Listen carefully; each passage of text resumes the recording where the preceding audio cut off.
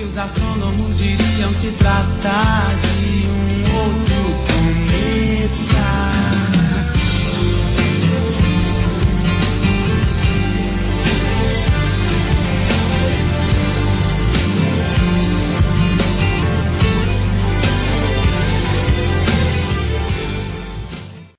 Enquanto um mistério cósmico era resolvido, outro permanecia sem resposta. Kepler percebeu que o Sol influenciava a velocidade dos planetas enquanto giravam pelo espaço. Mas como? Antes que alguém tentasse resolver este mistério, fé e ciência se desafiaram em um embate que repercute até os dias de hoje. Na virada do século XVII, o astrônomo italiano Galileu Galilei utilizou as teorias de Copérnico e Kepler, que estabeleciam o Sol como centro do sistema solar.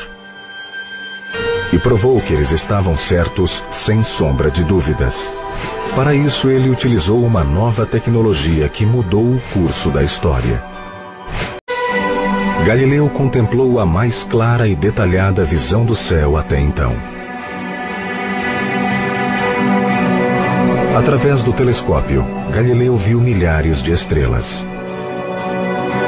Uma lua cheia de crateras, satélites rodeando Júpiter e as grandes orelhas de Saturno. E o mais importante, Galileu observou que Vênus apresentava fases como a Lua. Aquilo provava claramente que Vênus orbitava o Sol. Era a prova definitiva de um sistema solar heliocêntrico. Aquilo que Copérnico supôs por motivos estéticos e que Kepler deduziu utilizando medidas e cálculos, Galileu provou, viu e revelou. Apesar disso, em 1610, o católico Galileu publicou suas observações no livro O Mensageiro das Estrelas. Surpreendentemente, a Igreja recebeu bem as descobertas de Galileu a princípio. Galileu não foi condenado por tentar convencer a Igreja a concordar com suas ideias, mas por reinterpretar a Bíblia por conta própria, sem a permissão da Igreja.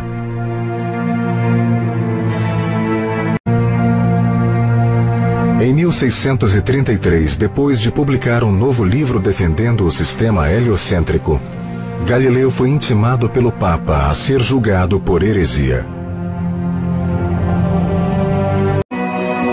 O último trabalho publicado por Galileu lidava com as propriedades dos corpos em queda.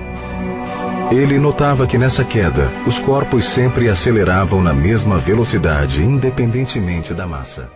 Ao deixar o tribunal eclesiástico finalmente absolvido da acusação de heresia, Galileu Galilei emite como que um riso cínico e expressa nessa frase o seu contentamento em relação à nova ciência. No entanto, a Terra ainda se move. Com essa afirmação, que não foi pública, Galileu retoma as rédeas do conhecimento científico ou reafirma a posição da ciência na modernidade. Com isso, costuma-se dizer que o ser humano finalmente poderia ser um ser humano e ser estudado como tal.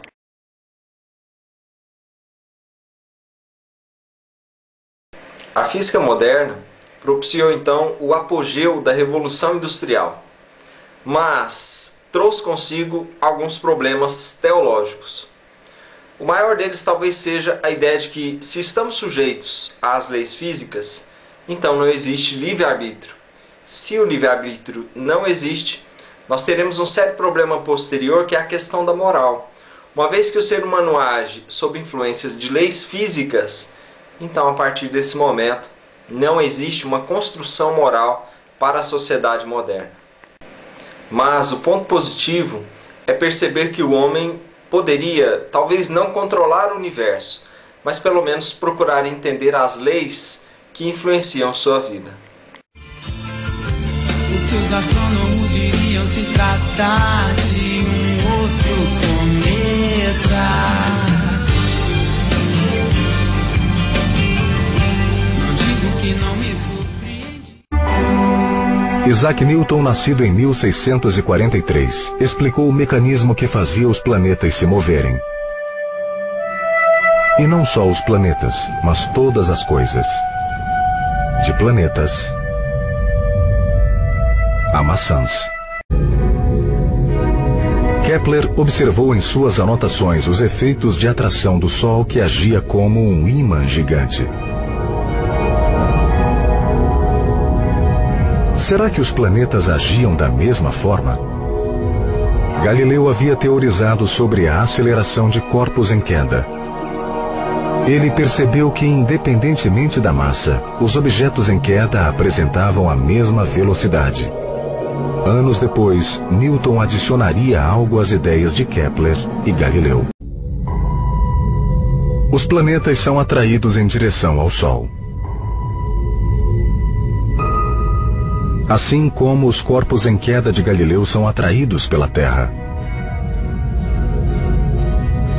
A causa disto tudo é a gravidade, a estranha força que, à distância, une todas as coisas. Newton não só observou a gravidade, ele a calculou como uma equação que podia ser comprovada. Newton mostrou que a gravidade é a energia que impede que objetos como a Terra e os planetas sejam impelidos pela vastidão do espaço.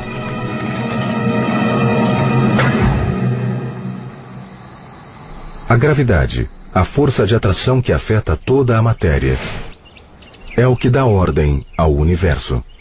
E a gravidade é descrita pela ciência da física.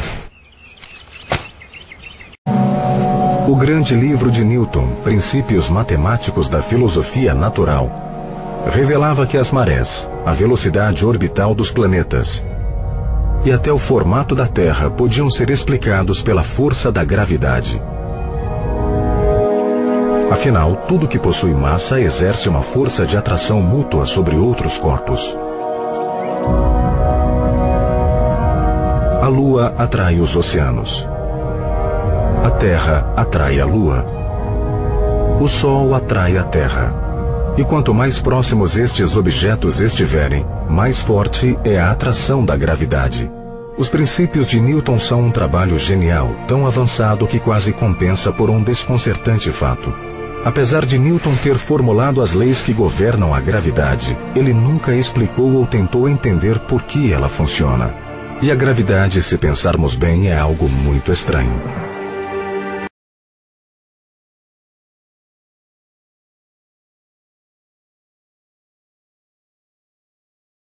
Após não ser aceito como professor universitário, Einstein conseguiu um emprego neste escritório de patentes. Então ele começou a pensar. E suas ideias revolucionaram o espaço e o tempo. Se Einstein não tivesse existido, ainda estaríamos tentando entender como o universo realmente funciona. Einstein não intencionava nos conduzir a uma teoria de origem do universo. Na verdade, ele abominava o assunto. A ideia de origem sugeria um universo dinâmico e finito, e ele preferia pensá-lo como algo estático e infinito. Anesthetic was not pretty.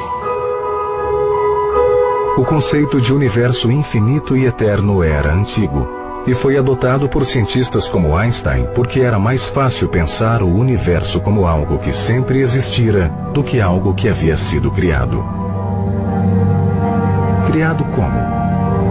A partir do quê? Infelizmente, para Einstein, suas novas interpretações de forças como a gravidade viriam a sugerir que o universo não era eterno. As ideias de Einstein eram tão estranhas que seria mais fácil imaginá-las sendo aplicadas em um parque de diversões excêntrico.